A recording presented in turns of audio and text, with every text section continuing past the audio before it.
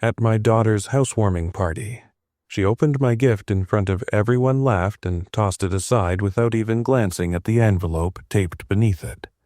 Weeks later, she finally opened it, and what she found not only stunned her, but set off a series of events she couldn't stop.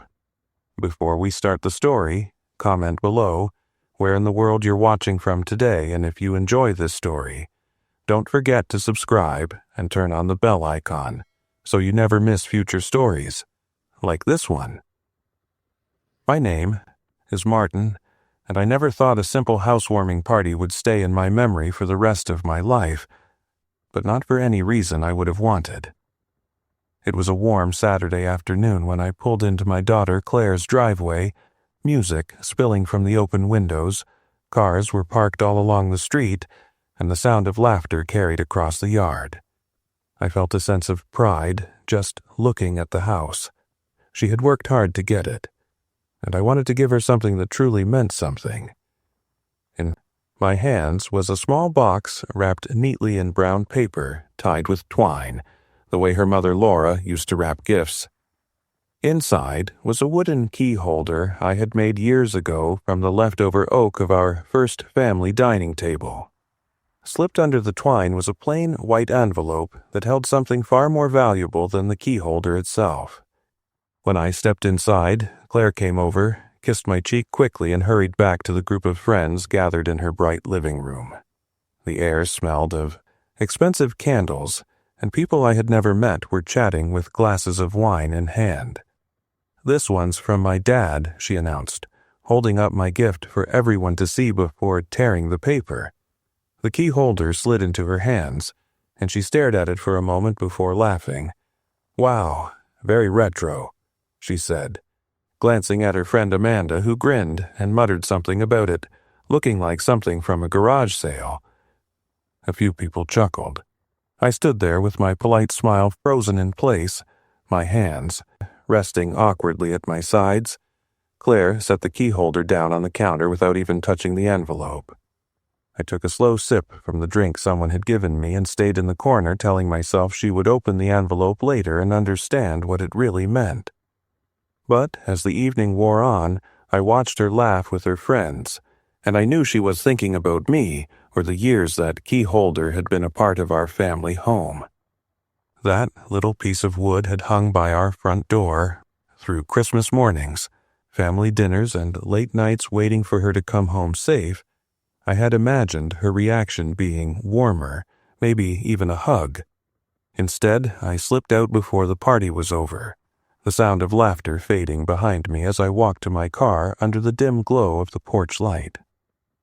That night, long after I had left Claire's house, I sat alone at my kitchen table with a cup of coffee going cold in front of me.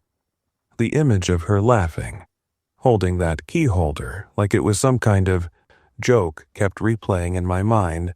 I tried to tell myself she had been caught up in the moment, that maybe she hadn't meant to embarrass me in front of her friends, but the thought didn't sit right. On the counter beside me was the extra copy of the document I had placed in the envelope, the deed to the lakefront cabin where she had spent nearly every summer as a child. It wasn't just property. It was where she had learned to swim, where Laura taught her how to fish, where weds sat together, watching sunsets over the water. I had decided months ago that the cabin should be hers, thinking it was the perfect start for her new life as a homeowner. I wondered if she had opened the envelope yet, or if it was still lying on her kitchen counter under a pile of colorful gift bags. Part of me wanted to call her, to hear the shift in her voice when she realized what I had given her. But pride kept me quiet. If she couldn't see the value in what I had made with my own hands, would she understand the value of what I had worked decades to buy? I leaned back in my chair, looking around at my quiet house, and felt the familiar ache that had settled in after Laura passed. Claire had been my only real family since then, and I had always told myself we were close. That night I started to wonder if maybe we weren't as close as I thought. The next afternoon I was sanding a piece of maple in my workshop when my phone buzzed. It was a text from Claire. "Hey, just opened the envelope. Can we talk?" No. Smiley faces, No exclamation marks. Just those 6 words. I stared at the screen for a moment before setting the phone down without answering. Part of me wanted to hear the apology I thought might come, but another part of me still felt the sting from the night before. A couple of hours later, the phone rang. This time, her voice was softer than usual. "Dad, why didn't you say what was in the envelope?" I kept my tone even. "It wasn't something that needed to be announced. It was for you to open when you were ready." There was a long pause on her end before she said, "I didn't realize. I thought it was just some kind of letter or a card." I could hear voices in the background, probably Amanda and some of the others from the party. Then Claire's voice dropped to a whisper. "They all know." Now, Amanda saw the deed and told everyone. I guess I looked like a fool last night. I didn't respond right away. I could tell she was fishing for me to say it didn't matter, to let her off the hook. "People have their own opinions," I finally said, "but your reaction to that gift is what you'll remember, not theirs." She gave a small laugh that didn't sound amused. "I don't know if they'll remember the housewarming for the food, or for me being the daughter who laughed at her father's gift." I could have told her it didn't matter, but something in me decided it was better. She sat with that thought for a while. A few days passed before I heard from Claire again. In that time, I kept busy around the house fixing a squeaky door, trimming the hedges, anything to keep my mind from replaying that moment in her living room. But it always came back, the way her laughter had turned the key holder into a joke, the way she set the envelope aside without even a glance. On the 4th day, my phone rang while I was in the middle of brewing coffee. Her voice was different this time, lower, almost hesitant. "Dad, I went to the cabin yesterday." I set the coffee pot down and listened. I hadn't been there since she trailed off, and I knew she was thinking of her mother. It's just like we left it. The chairs on the porch, the photo of Mom in the hallway, even the old kettle you used to make cocoa on rainy days. I don't know why, but it felt like stepping back into a place. I forgot, I missed. I stayed quiet, letting her talk. I walked down to the dock. The boards still creak in the same spots. The water was calm, and I remembered sitting there with you when I was little, thinking it was the biggest lake in the world. Her voice caught for a second, and I could hear the sound of her clearing her throat. "I think I understand now what you were giving me." It wasn't just a place. It was. She stopped again, as if the words wouldn't come out. I leaned against the counter looking out the kitchen window at the bare trees swaying in the wind. "Claire," I said, finally, "a gift only has value if the person who gets it sees more than what it's made of." She didn't answer right away, and I could tell she was turning that over in her mind. When she spoke again, her voice was careful. "I want to make it right. Dad, I don't know how, yet, but I do." I sipped my coffee, the warmth doing little to take the chill out of my chest. Part of me believed her, but another part knew that words were easy. I had learned over time that people only prove themselves by what they do when no one is watching. "Well, see," I told her not unkindly, "if you mean that, you'll find a way." She sighed, not in frustration, but more like someone accepting a truth they didn't want to hear. "All right," she said quietly. "I'll talk to you soon." When the call ended, I stood there for a long time thinking about how sometimes the hardest lessons take the longest to sink in. 2 weeks went by without another call from Claire. At first I figured she was busy with settling into the new house, but as the days stretched on, I started to wonder if she was avoiding me. I didn't push it. I had spent enough years chasing after her approval ever since she was a teenager, really. Back then, Laura used to tell me to be patient, that Claire would grow out of that sharp, dismissive edge she had when she didn't get her way. But somewhere along the line, that edge had just become part of who she was. I thought maybe giving her the cabin would be a bridge back to something better, something closer. Now, I wasn't so sure. It was a Sunday afternoon when I ran into my neighbor Helen while checking the mail. She asked if I'd been to the cabin lately. No, I said. Why? Helen gave a little shrug. Well, I was out that way, visiting my sister, and I noticed there were a lot of cars parked out front. Looked like a gathering of some sort. That caught my attention. I hadn't told Claire she couldn't go there, but the thought of her hosting some flashy party at a place that held so many quiet memories made my stomach turn. I drove out the next morning, the gravel crunching under my tires as I turned onto the narrow road leading to the lake. The moment the cabin came into view, I slowed to a crawl. It looked just the same. The pine trees casting their shadows across the weathered siding, the dock stretching out into the water. But on the porch, I noticed a few folding chairs stacked neatly and a cooler pushed against the wall. Through the front window, I could see that some of the furniture had been moved. The old quilt from the back of the couch now draped over a chair. I unlocked the door and stepped inside. The air smelled faintly of coffee and wood smoke, and on the dining table sat a stack of printed photographs. I picked one up. It was Claire sitting on the dock with a group of people I didn't recognize, all of them smiling toward the camera. In another picture, she was standing in the kitchen holding a pie, her expression warmer than I'd seen in years. A strange feeling came over me, part suspicion, part curiosity. In the corner of the room, I saw something else. The key holder I had given her mounted by the front door. My first thought was that she'd only put it there for show while people were visiting. But as I looked closer, I noticed keys already hanging from eye-tone for the cabin, one for the boathouse, and another that looked like it belonged to her car. It struck me that maybe she was starting to understand what that piece of wood meant after all. Still, I didn't let myself believe too much too soon. I'd been around long enough to know that a few good gestures could be just that, gestures. I left the cabin, quietly locking the door behind me, and drove away without leaving a note. If Claire was changing, I wanted to see it. Without her knowing, I was watching. Another month slipped by, and I still hadn't heard directly from Claire. But I began hearing about her in small pieces from unexpected places. One morning, while picking up supplies at the hardware store, the clerk mentioned seeing her at the local community center. She was helping set up for the senior luncheon, he said casually, like it was nothing. I pretended it didn't surprise me, but inside I was wondering what had brought her there.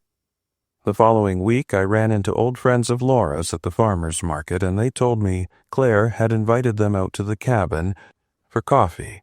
They said she'd asked them for stories about her mother, listened the whole time without checking her phone once. That bit of news sat with me for days. It wasn't like Claire to slow down long enough for conversations like that. She had always been rushing from one thing to the next, chasing whatever was loudest or shiniest. Still, I reminded myself not to start imagining that this was a complete transformation. I knew better than to think people could change overnight. It wasn't until the first warm weekend of spring that I saw for myself what she had been doing. I decided to take a drive out to the cabin without warning her. As I came down the winding road, I spotted her car parked out front, along with two others I didn't recognize. I stayed in the truck for a while, watching through the windshield. On the porch, Claire was working alongside an older man and a young boy, both of them scraping and repainting the railings. Every now and then she stopped to hand them tools or wipe sweat from her forehead. It wasn't just for show. There was a rhythm to what they were doing, the kind you can't fake when you're only pretending to help. Eventually, she noticed my truck and waved me over, her face lighting up in a way I hadn't seen since she was a kid. "Dad, you're just in time," she said, motioning me toward the porch.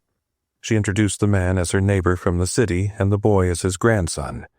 Explaining how they'd been helping her fix up the cabin on weekends. "I want to get it ready for a family gathering," she said. "Not just us, but everyone, Aunt Margaret. Uncle Ben, the cousins, the way Mom used to do it. Her words caught me off guard.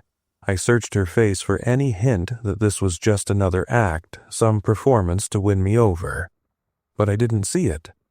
There was paint on her shirt, dirt under her nails, and a kind of quiet determination in her voice. It reminded me of Laura in the best way. Still, I kept my tone neutral. "It's a lot of work," I said.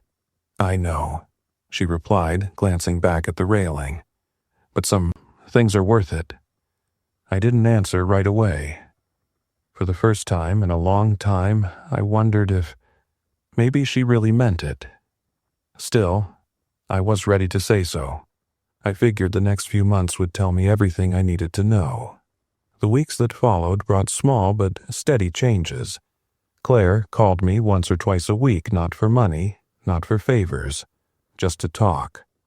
Sometimes it was about the work she was doing on the cabin, other times it was about her job or something funny that had happened in town.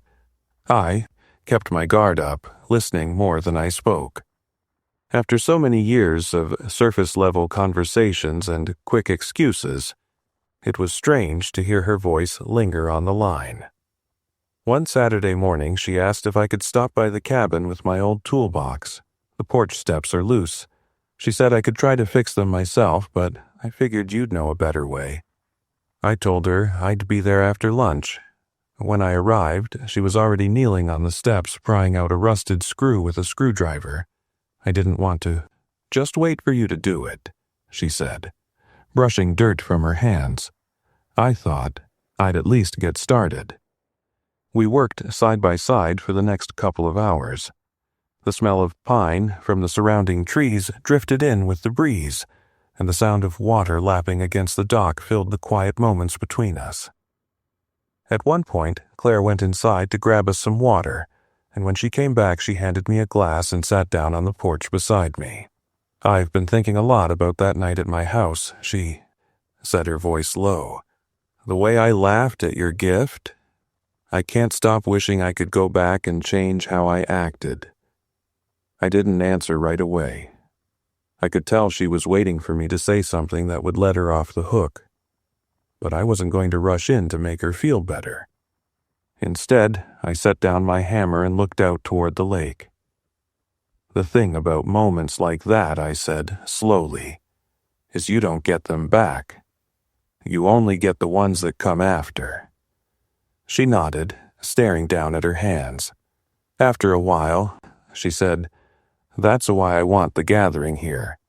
I want people to remember this place for what it can be, not for what I did." She glanced at me, and there was something in her eyes I hadn't seen for a long time, earnestness, maybe even humility. We spent the rest of the afternoon finishing the steps, and when the last board was in place, she stood back and smiled. "Looks good," she said. I could tell she meant more than just the work we'd done. For the first time in years, I felt a small shift in the way I saw her, not as the girl who took what she was given for granted, but as someone trying in her own way to put things right. Still, I kept that thought to myself. I'd learned that the truest change doesn't need applause, it shows itself over time. By early summer, the cabin had started to look the way it used to when Laura was alive, fresh paint on the porch. The garden beds cleared of weeds, and the dock repaired so it no longer sagged underfoot. Claire sent me small updates now and then, sometimes even pictures of her progress, though I noticed she never sent them with captions, like, "Look what I did." Instead, they came without fanfare, as if the work itself was more important than telling people about it. One warm Saturday, she called and asked if I could come out for lunch. "I've got something to show you," she said. When I arrived, I saw several picnic tables set up in the yard, their wooden tops covered with checkered cloths. A few coolers were tucked under the shade of the pine trees, and a portable grill was set up. Near the porch, I've invited a few people for next weekend. She explained, just to see if I can pull this off before the real gathering. Inside the cabin felt alive again. She had dusted the old shelves, hung framed family photographs back on the walls, and even set out Laura's recipe box on the kitchen counter. The scent of fresh bread filled the air. On the dining table sat a centerpiece of wild daisies, Laura's favorite. I stood there longer than I meant to, staring at the flowers Claire must have noticed. Because she said, "I remembered, Dad. I know it's been a long time since I asked about Mom's favorite things, but I've been trying to." We sat outside and ate sandwiches while she told me about the people she had invited. Some were family I hadn't seen in years, others were neighbors who had known us when Claire was a child. She had even tracked down Mr. Powell, the old fishing guide who used to take us out on the lake every summer. I wanted to feel like it did back then, she said, her tone quiet but steady. After lunch, we walked down to the dock. The water shimmered under the afternoon sun, and a faint breeze carried the scent of the pines across the lake. Claire leaned against one of the posts, looking out across the water. "I used to think gifts were about how much they cost," she said. "I never realized they could be worth so much more for reasons that have nothing to do with money." I didn't reply right away, just watched the sunlight dance across the surface of the water. In that moment, I knew she was speaking more to herself than to me. Whether she fully understood the depth of what she was saying, I couldn't tell, but there was no denying that something was shifting in her, slow and steady, like the changing of the seasons. Before I left that day, she handed me a small envelope. "Don't open it until the gathering," she said. Her eyes held a flicker of mystery, and for the first time in a long while I felt curiosity instead of guardedness. When it came to her, I slipped the envelope into my jacket pocket, not knowing then just how much weight it would carry when I finally opened it. The week leading up to the gathering at the cabin felt longer than most months. Each day, I'd pass by the envelope on the corner of my desk, tempted to open it early, but something in Claire's voice when she handed it to me kept me from breaking the seal. It wasn't the voice of someone giving a meaningless token. It carried a weight, almost a promise, and I wanted to honor that. Still, I kept my expectations in check. I'd seen Claire make big gestures before, only to let the sentiment fade as soon as the applause died down. Saturday morning arrived with clear skies and the smell of summer drifting in through my kitchen window. I packed a cooler with lemonade and a few pies, Laura's old recipes, the ones Claire used to request every birthday when she was small. As I drove the familiar winding road to the cabin, my chest felt tight. I wasn't sure if I was nervous, hopeful, or just bracing for disappointment. When the cabin came into view, my breath caught. The yard was alive with people, family, neighbors, old friends. Tables were covered in food. Children ran across the grass, and the sound of laughter mixed with the low hum of conversation. Claire stood near the porch, wearing an apron smudged with flour, greeting each new arrival with a hug or a warm handshake. She saw me pull up and walked over quickly, wiping her hands on the apron. "You made it," she said, and for once it didn't sound like a formality. It sounded like she meant it. As I stepped onto the porch, I noticed the small details she had worked into the place. The quilt Laura had sewn now hung over the back of the couch, freshly cleaned and mended. Old fishing rods leaned against the wall by the door, just like they had when we used to spend whole afternoons on the water. The photographs shed rehung showed not only our family but also friends we'd made over the years at the lake. Every corner of the cabin seemed touched by memory. The afternoon unfolded like something from another lifetime. People shared stories I hadn't heard in years, like the summer the dock collapsed under the weight of too many fishing coolers, or the time Laura accidentally locked herself out and climbed through the kitchen window only to land in a pie cooling on the counter. And then Claire moved easily among the guests, refilling drinks, checking on food, making sure everyone was comfortable. I caught myself watching her the way you might watch a stranger who somehow reminds you of someone you once knew.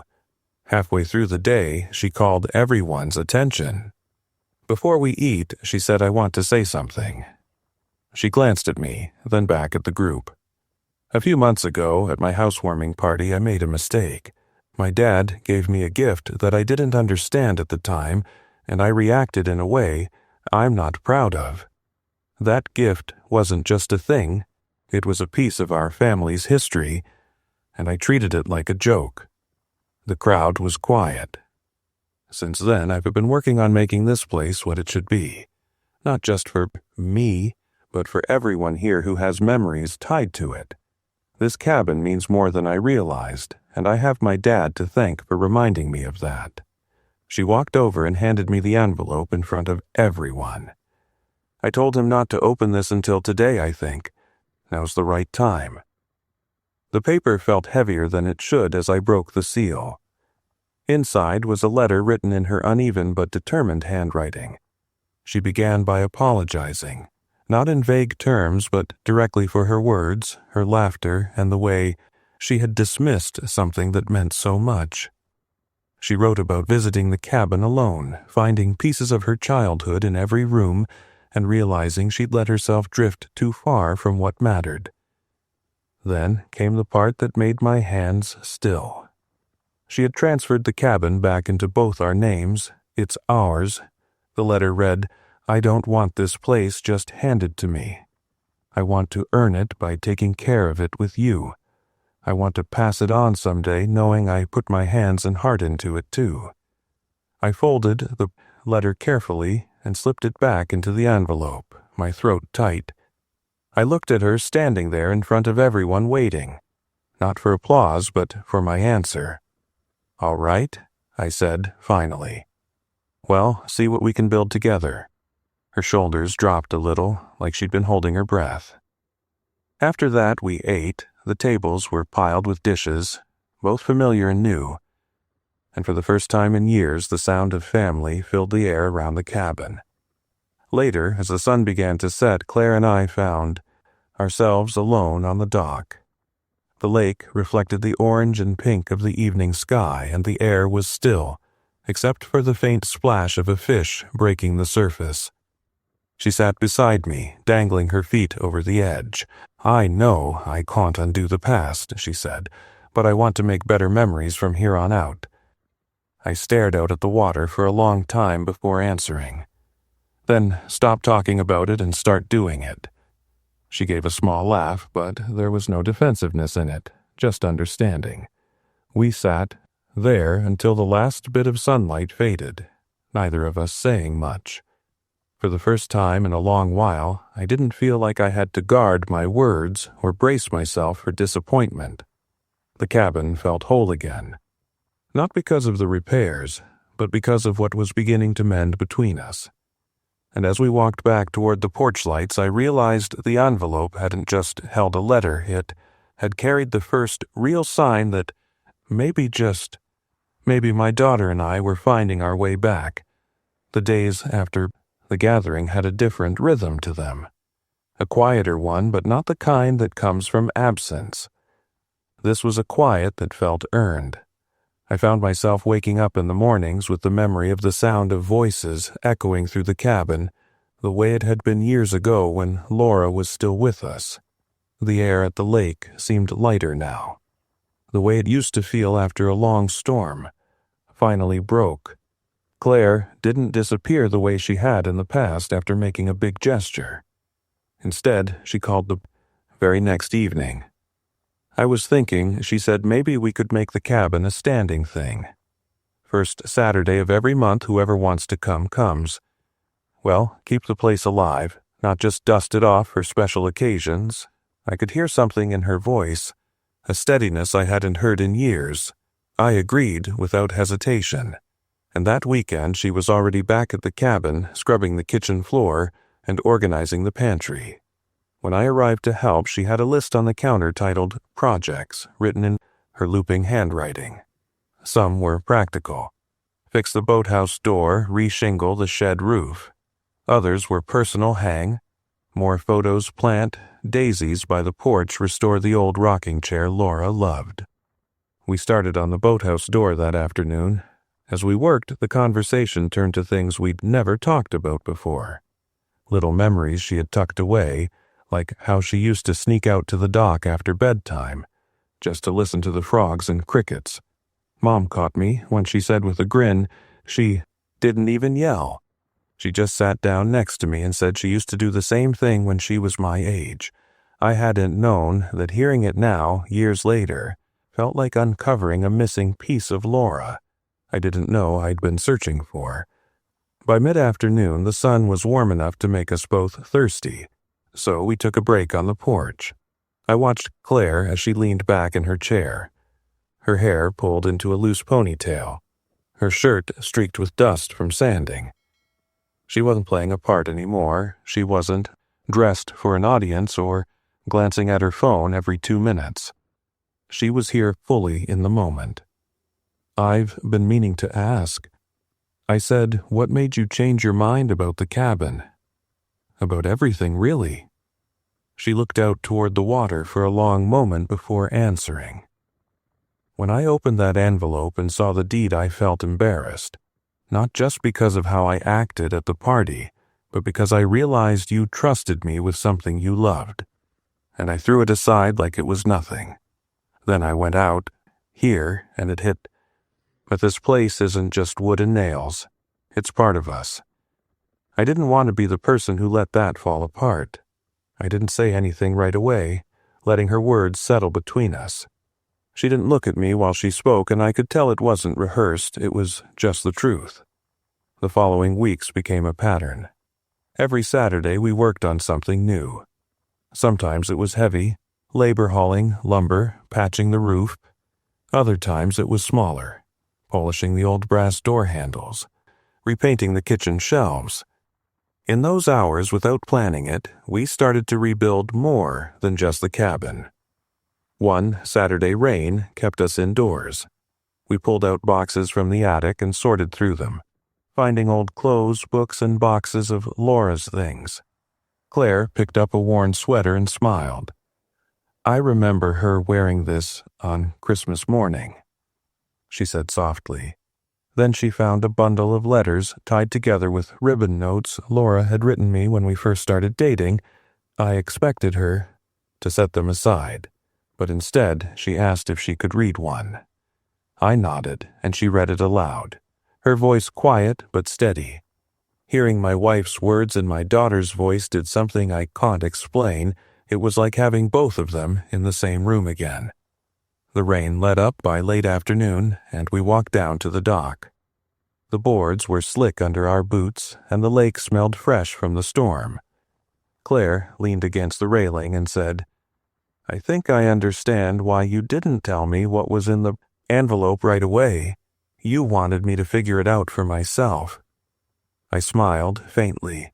Some lessons don't stick if you hand them over too easily. By midsummer, the cabin had become more than a shared project. It had become a meeting ground. Family members stopped by. More often, neighbors brought over pies and jars of homemade jam. Even the boy who'd helped paint the porch railings earlier in the year came back with his grandfather to fish off the dock. And every time someone new visited, I noticed Claire was the first to greet them, the first to offer coffee, the first to tell a story about the cabin's history. One evening, as the sun dipped behind the trees, she brought out 2 mugs of tea and sat beside me on the porch. "I used to think the house I bought in town was my biggest achievement," she said. "Now I think it's the work we've done here. I'm proud of it. Dad, I'm proud of us." I didn't tell her then, but hearing those words was worth more than any property deed or formal apology could ever be. It wasn't just the cabin she was talking about. It was the distance between us now, closing inch by inch. For the first time in a long while, I believed we might keep it that way. And as I sat there, the mug warm in my hands, the water reflecting the last colors of the day, I realized the cabin had given me something too, not just the chance to preserve what Laura and I had built, but the chance to see my daughter become someone I could trust with it. Not because I had to, but because she had earned it. By the time autumn rolled in, the cabin looked better than it had in decades. The porch railings gleamed under a fresh coat of paint. The daisies Claire had planted by the front steps were still hanging on despite the cooling weather, and the inside felt lived in again. Not just kept up for appearances, but truly cared for. The change wasn't just in the building. It was in the way it felt when you stepped inside. You could walk through the front door and feel something warm settle over you the way it used to when Laura was here making soup on the stove and humming to herself. That first crisp morning of the season, I drove up to the cabin with a trunk full of firewood. The trees along the road were just beginning to turn, and the air smelled faintly of leaves starting to dry and fall. When I pulled up, Claire was out front, raking the yard into neat piles. She was wearing one of my old flannel shirts, sleeves, rolled up hair tucked under a knit hat. She waved as I got out of the truck, then leaned on the rake. "You're just in time," she said. I was about to make a fire inside. We carried the wood in together, stacking it beside the stone fireplace. Once the flames were going, she brought out a tin box from the cabinet. Inside were dozens of recipe cards, some handwritten by Laura, others passed down from my mother. "I thought we could cook something from here today," Claire said, flipping through the cards. "I haven't tried half of these." She picked one for beef stew and another for an apple cobbler. Cooking together in that kitchen was something we had done since she was a little girl, back when she would sit on the counter with her legs swinging, stealing pieces of bread when she thought I wasn't looking. This time, she moved easily between the stove and the counter chopping vegetables while I browned the meat. The smell of onions and herbs filled the room, mingling with the faint scent of wood smoke. While the stew simmered, we stepped outside to split more wood. The air was sharp and our breath came out in little clouds. We didn't talk much while we worked, but the silence didn't feel strained. It felt companionable, like we were both content just being there. Around midday, a car pulled up the drive. It was Aunt Margaret, her arms full of jars of homemade jam. "I heard there's stew on the stove," she said with a grin. Not long after, two of Claire's cousins arrived, carrying a basket of fresh bread from the bakery in town. The table filled up quickly with food and people. We ate with the windows, open the cool breeze drifting in and the sound of leaves rustling outside. After lunch, Margaret and the cousins went for a walk along the lake, leaving Claire and me at the table. She leaned back in her chair, smiling faintly. "You know, I never thought I'd be the kind of person who actually enjoys staying in one place like this. I used to think I needed noise events, people coming and going all the time." She paused, swirling her spoon in the bowl. "But lately, this feels better. Like I've been running in circles for years, and finally stopped." I looked at her for a long moment before speaking. "That's because here nothing's trying to impress you. It's just what it is." She gave a small laugh. Maybe I was the one always trying to impress everyone else. Later that afternoon, she asked me to come down to the dock with her. The sun was lower now, spilling gold across the water, and the air carried that faint earthy smell of the season shifting. She pulled a folded paper from her pocket and handed it to me. "Eve, been thinking about the cabin's future," she said. "I want to make sure it stays in the family long after we're gone. Not just as a building, but as a place people use and care about." I unfolded the paper. It was a draft of a plan, a thing legal, yet just her ideas written out. Shed listed the names of relatives she wanted to involve, suggestions for how to keep the place maintained, and even notes about making it available to friends who needed somewhere quiet to rest or recover. "I want it to be more than a symbol," she said. "I want it to matter." It hit me. Then, how different this conversation was from the ones Wade had months earlier. Back then, she'd been thinking about what she could get. Now, she was thinking about what she could give. We stayed on the dock until the sun dipped low, talking about what the cabin could become.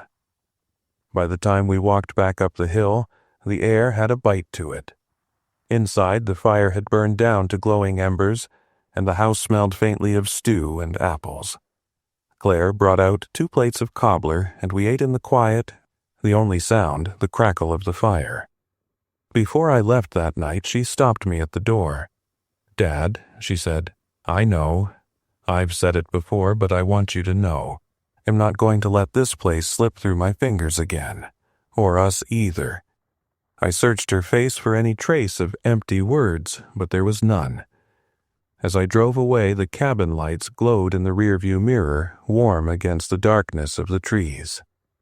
It struck me then that this wasn't just about repairing a relationship or restoring a building. It was about building something new from the pieces.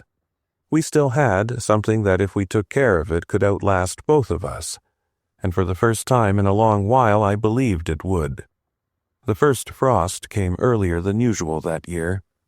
I woke up one morning to find the grass in my yard coated with a thin white layer sparkling under the rising sun.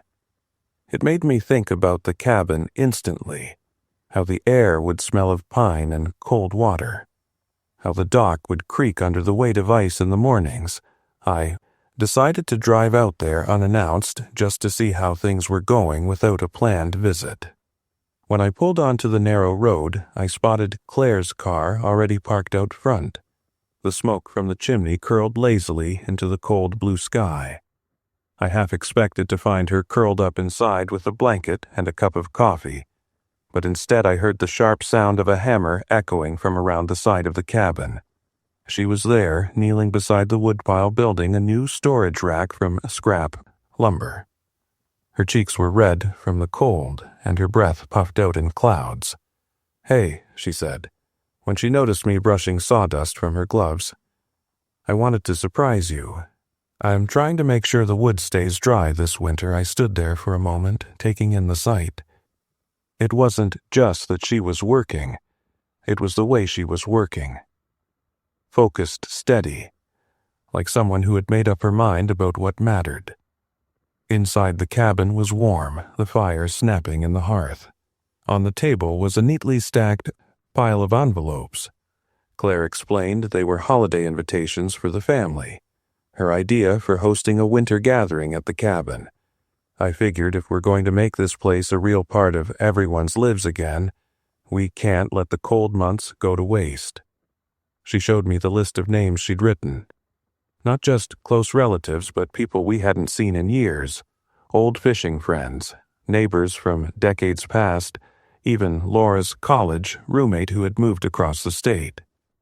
We spent the morning helping each other with small tasks, tightening loose hinges on the kitchen cabinets, reorganizing the pantry shelves, checking the roof for damage from the last storm.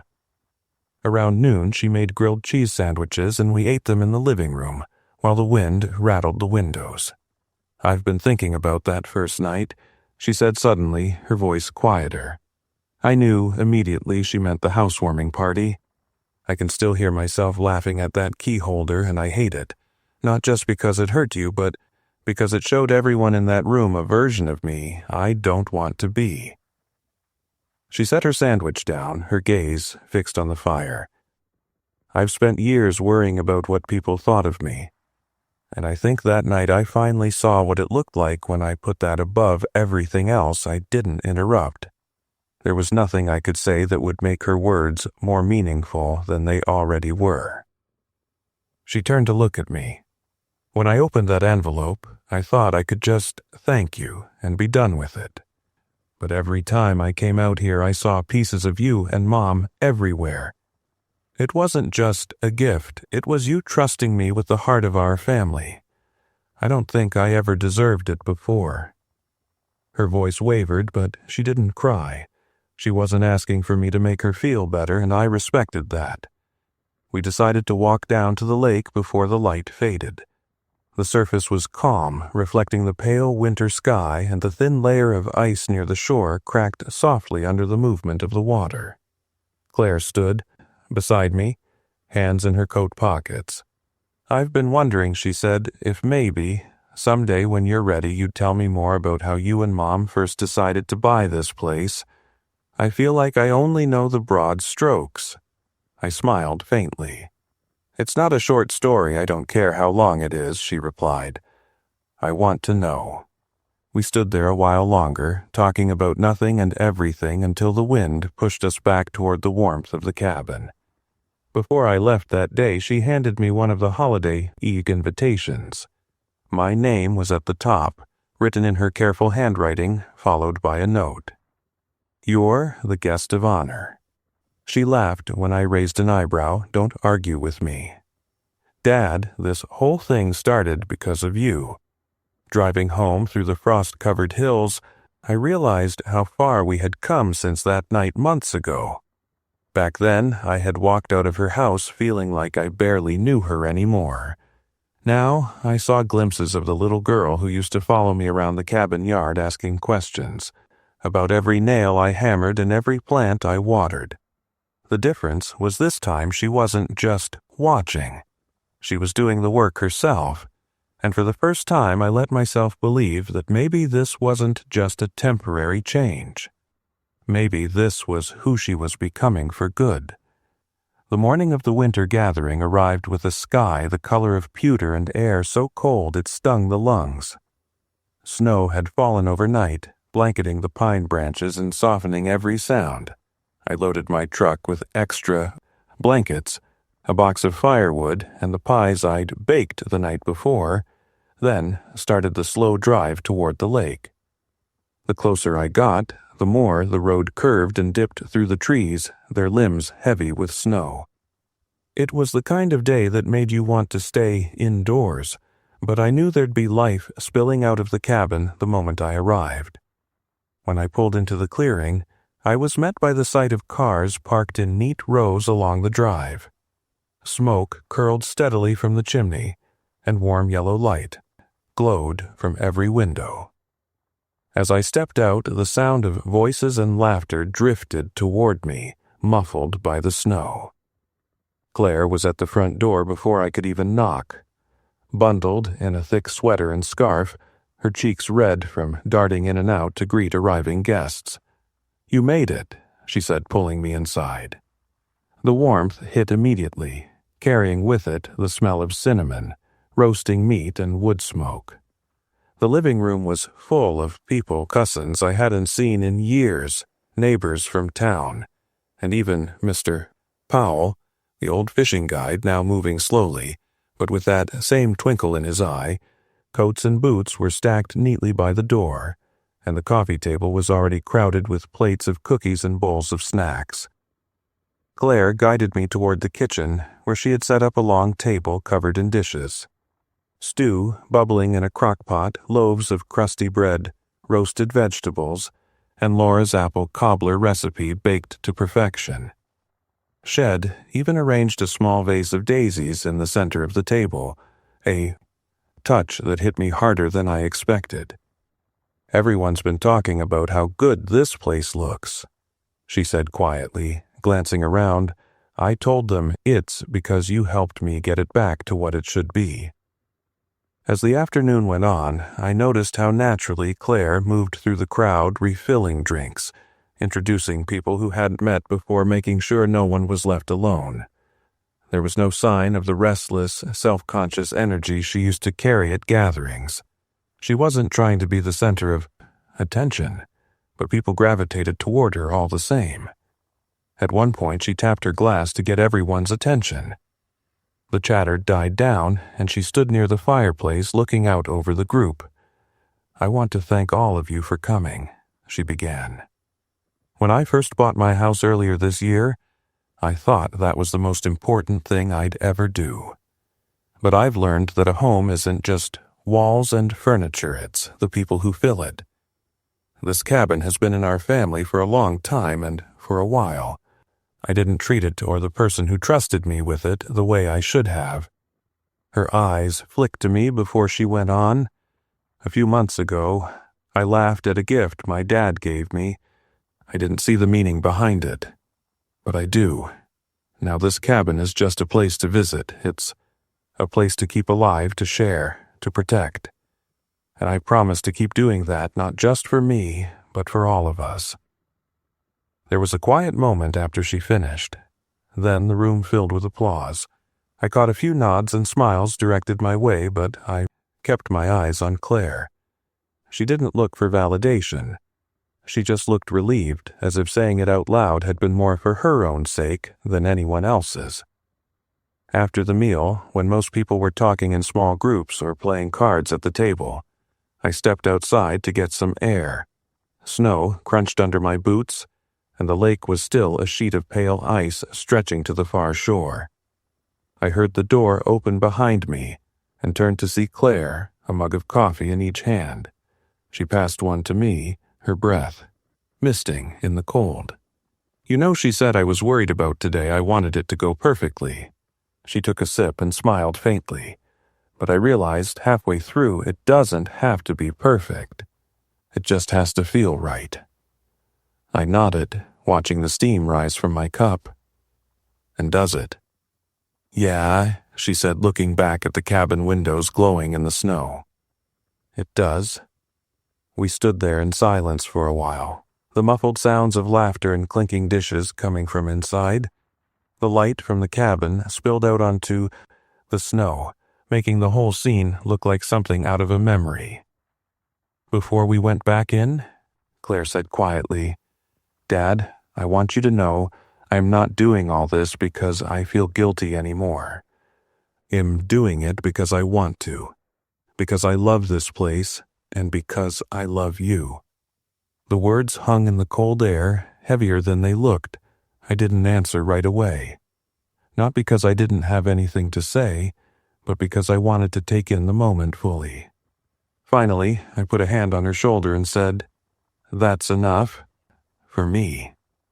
When we went back inside, the warmth hit us again, along with the smell of cobbler and the sound of cards being shuffled. For the rest of the evening, I didn't think about the night she'd laughed at my gift or the months I'd wondered if we'd ever find our way back.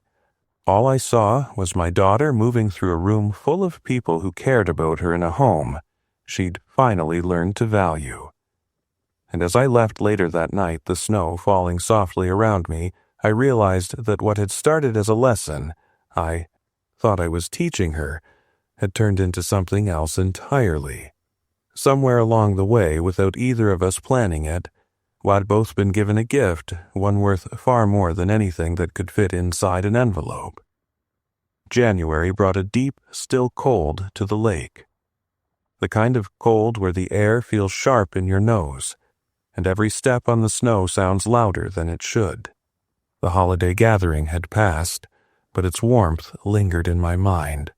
That day had felt like a turning point. But I wasn't naive. Enough to think the work between Claire and me was finished. Relationships don't rebuild in a single afternoon, no matter how heartfelt the words.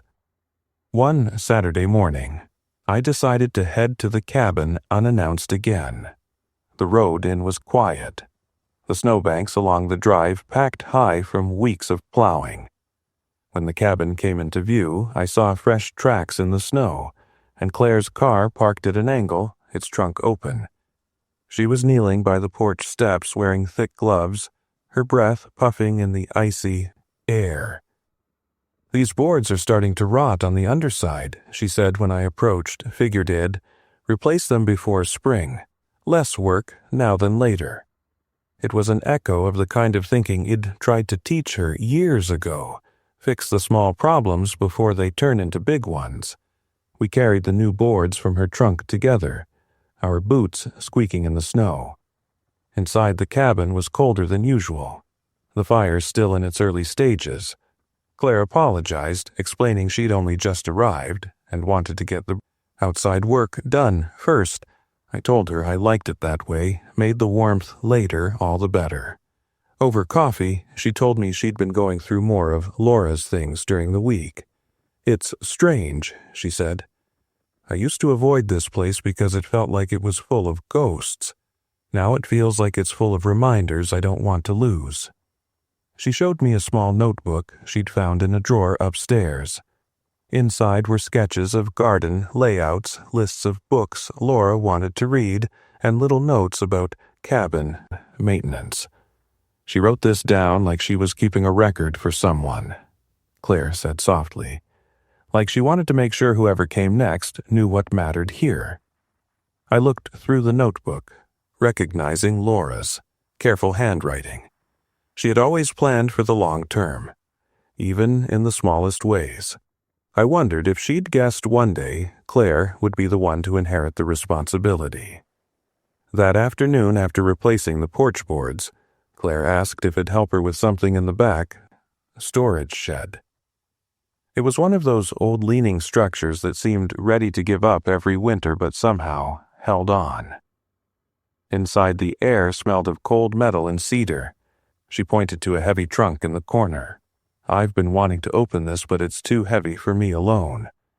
We dragged it into the light and unlatched the rusty clasps. Inside were layers of old quilts, photo albums, and a few wooden boxes. Claire knelt beside it, carefully lifting out each item. One of the boxes contained a set of carved wooden ornaments, small detailed animals that I'd almost forgotten existed. Laura and I had bought them from a local craftsman the year Claire was born, planning to give her one each Christmas until the set was complete.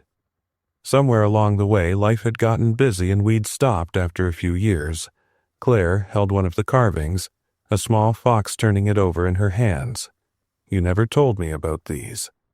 I explained the plan we'd had, and her face softened. "I want to finish it," she said. "Even if it takes me years, I want the whole set here in the cabin." For whoever comes next, we spent the rest of the afternoon going through the trunk, each find sparking a story. Some were funny, like the summer we tried to keep a canoe tied to the dock, only for it to float away twice in the same week. Others were bittersweet-like. The winter Laura fell ill, and we canceled our New Year's gathering here. Claire listened more than she spoke, her hands resting on each object as if grounding herself in its history. Before I left, that day, she stopped me at the door. "Dad, I need to tell you something," she said. "When you gave me that guy holder, I thought it was a test I failed. Now I think maybe it was the start of something I wouldn't have gotten to any other way." She hesitated, then added, "I don't want to just keep this place going while you're here. I want you to know. I'll keep it alive long after I didn't respond right away. Not because I doubted her, but because I felt something I hadn't felt in years, a deep, quiet trust." I put my hand on her shoulder and said, "Then make sure, when you're my age, you can look back and say you did." Driving home, the snow fell heavier, blurring the road ahead into white. But my thoughts were clear. The cabin wasn't just surviving. It was finding its place again. And Claire, me daughter, who once laughed off what mattered most, was turning into the kind of person I could leave it to without fear. That night, I placed Laura's notebook on my own kitchen table, flipping through its pages. One more time, I imagined Claire, years from now, sitting at the same table with her own child, explaining why the daisies by the porch mattered, why the dock had to be sanded each spring, why the carved ornaments were worth finishing. And I realized Laura had been right all along. If you plant something worth growing, it will find a way to last. By the time spring came around again, the lake had thawed the air, carried that damp, earthy scent of new beginnings, and the cabin looked exactly the way it should lived in, loved and ready for whatever came next. The daisies Claire planted the summer before were pushing through the soil, small green shoots promising another season of color. We stood on the porch one afternoon looking out over the water. She had a hammer in her hand from fixing the screen door, and I had a mug of coffee, the steam curling into the cool air. "You know," she said, "I used to think you were giving me something I wasn't ready for, and maybe you were. But I'm ready now." I smiled, thinking back to that night at her housewarming party, when she'd laughed in front of her friends, tossing the key holder aside without a thought. I remembered walking out of that party convinced I'd lost my daughter to a life that valued the wrong things. If someone had told me then that a year later we'd be here, shoulder to shoulder on the cabin porch, speaking the same language about what matters, I wouldn't have believed them. But the thing about real change is, it doesn't happen in one leap. It happens in small, deliberate steps you take even when nobody's watching. And Claire had taken them. Not to impress me. Not to erase her guilt, but because she decided this place and the connection it stood for was worth the work. I looked over at her, the sunlight catching her hair, and said, "Then let's make sure it stays ready for a long, long time." She nodded, and for a moment we just stood there, listening to the soft lap of water against the shore. I knew then that the cabin would outlive me, not because of the wood and nails holding it together, but because the person I was leaving it to had finally learned to hold on to it the right way, the way Laura would have wanted. If you've been watching and you've made it to the end of this story, I want to thank you. If it meant something to you, if it reminded you of your own family or the places that hold your history, please take a second to like this video, subscribe to the channel, and share your thoughts in the comments. I'd love to hear your stories too. And don't forget to hit the bell so you won't miss the next one. Some gifts are worth more than we can measure. Sometimes the real gift is the lesson that comes with them.